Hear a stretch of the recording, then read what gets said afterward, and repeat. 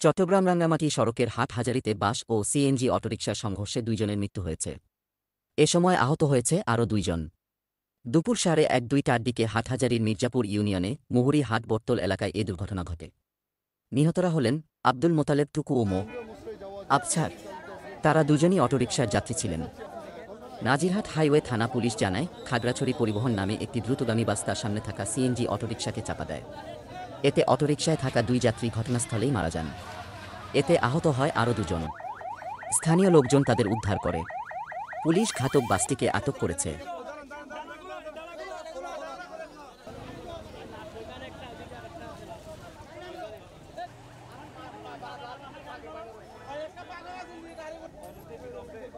এখানে বরাদ্দ দিয়ে